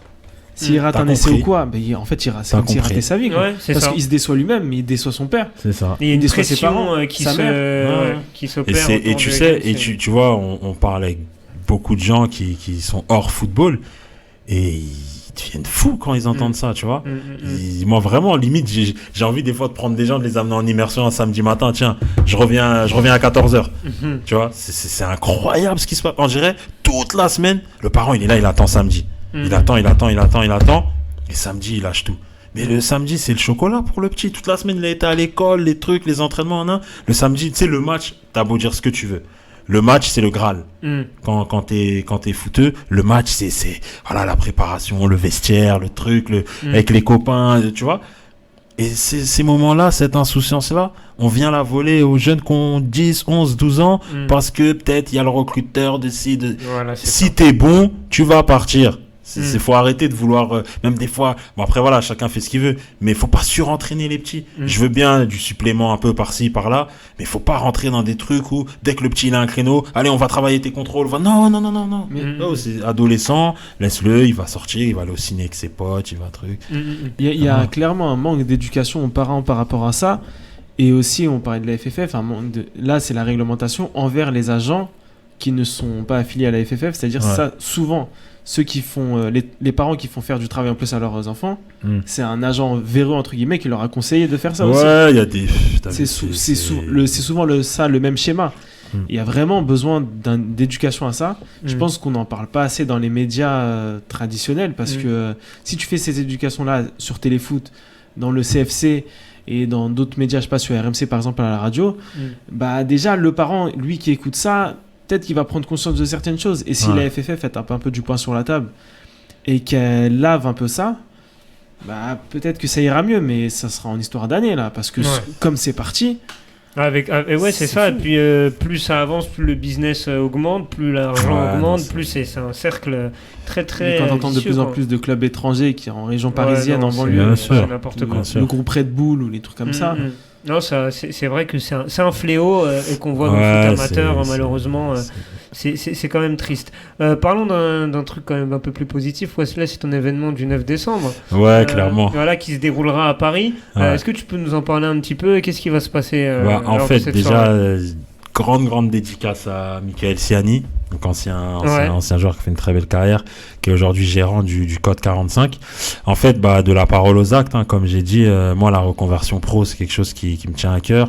J'ai pas mal de joueurs de foot en fin de carrière qui m'envoient des messages, écoute, je veux faire ci, je veux faire ça, je sais pas quoi faire, je m'ennuie, je suis retourné vivre chez mes parents, j'ai joué 10 ans à l'étranger, etc. Et je me suis dit, moi, j'ai pas peur de parler de mes galères et tout. Et le but, c'est de valoriser donc les différents parcours. Donc là, c'est un afterwork spécial foot, ça n'existait pas. Donc moi, je veux vraiment être précurseur de tout ce qui se fait sur la reconversion professionnelle. Et au final, c'est un afterwork donc spécial foot avec des témoignages. Donc il y aura Michael Siani qui va témoigner, lui sur sa reconversion pro. Il y a Guy Moussi qui a un dispositif de renforcement et de rééducation. Il travaille avec le Real, avec l'Inter, PSG, Clairefontaine, équipe de France, etc. Qui a fait sa carrière à Nottingham principalement. Tu as Sarah Menaille du vestiaire que j'ai rencontré quand je suis passé sur RMC Sport. Et du coup, qui elle a vu passer beaucoup de joueurs de foot. Donc son analyse, elle va être pertinente. Et tu as un autre, Oulaté, que j'aime beaucoup. Lui, à 15-16 ans, il a compris que le foot, c'était pas son truc. Et il a lancé sa marque de bijoux et d'accessoires et il cartonne aujourd'hui. Et en fait, c'est surtout donc, il y a pas mal d'anciens footeux qui vont venir, etc., qui vont s'inscrire. C'est pour leur montrer, regardez, quand vous arrêtez le foot, regardez, vous pouvez réaliser des choses extraordinaires, en fait. C'est surtout ça. Et donc là, on fait cet événement au Code 45. J'ai d'autres projets. On est en train de les mettre en place. Je peux pas en parler tout de suite parce que c'est pas encore bien ficelé. Mais je reviendrai vous donner l'exclu. Il y a pas de problème. Yes. Mais en tout cas, voilà, je travaille vraiment sur ce créneau-là et au nom de la société de consulting, du coup, parce qu'on parlait de développer d'autres business models. Mais une chose est sûre.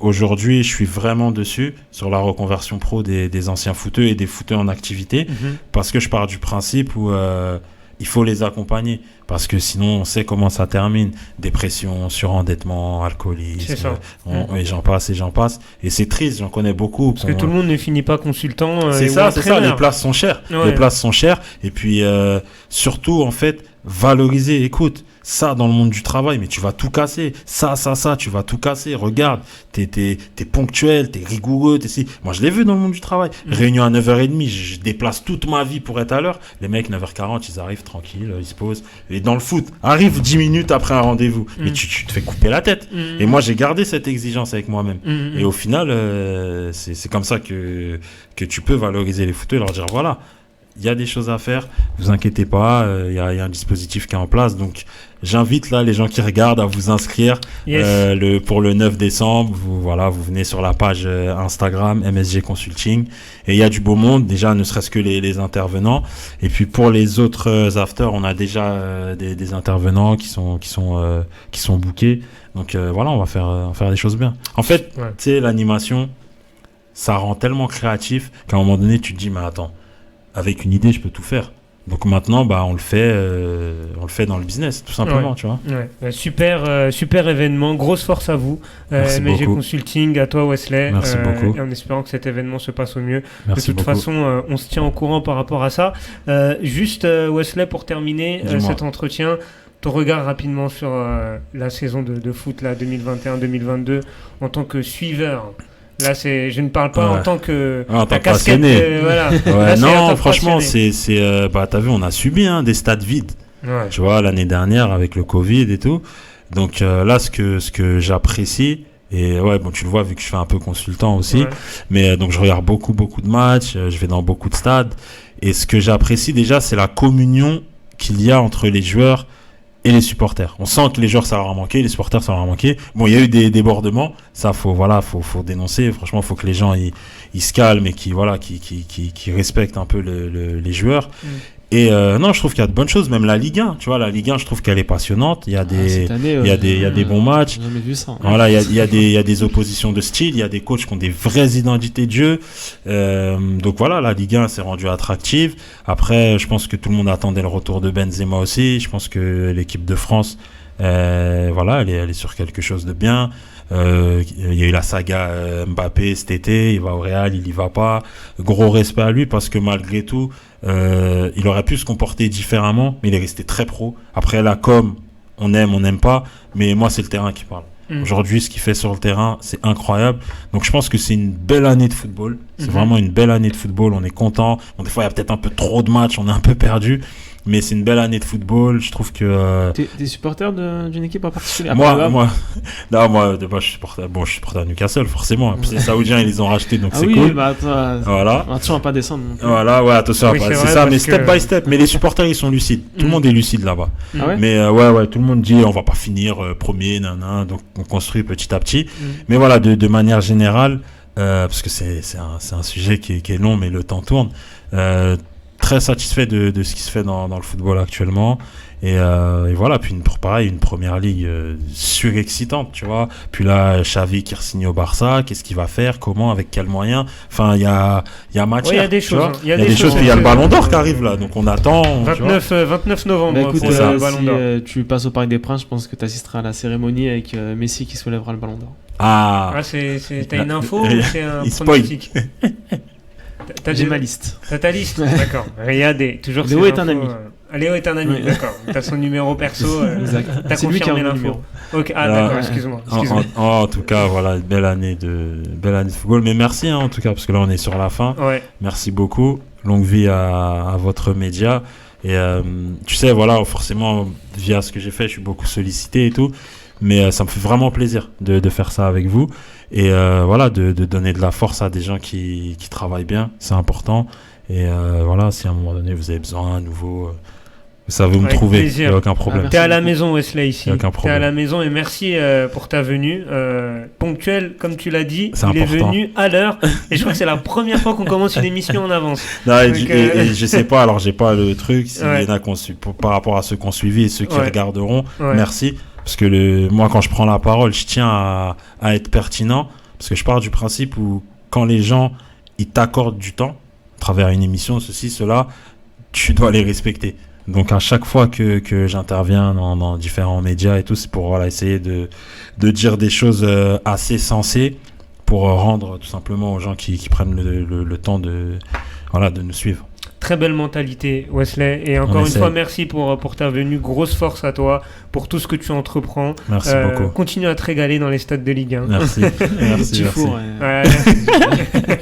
Il doit se mettre bien en loge, Wesley. Il doit se mettre bien. Au buffet de la mi-temps, ça doit y aller. Merci Riyad de m'avoir accompagné pour cette émission. Merci à tous ceux qui nous ont suivis. Bien sûr, le replay de l'émission qui sera disponible sur notre page Facebook. N'oubliez pas et surtout allez soutenir Wesley pour son événement du 9 décembre. Venez nombreux. Et puis quant à nous, on se retrouve très bientôt. Suivez-nous sur les réseaux sociaux LBSFM, sur Twitter, sur Instagram, sur YouTube et sur SoundCloud pour les podcasts. Et puis quant à nous, on se retrouve très vite pour une nouvelle émission sur la page Facebook d'LBSFM. Salut à tous.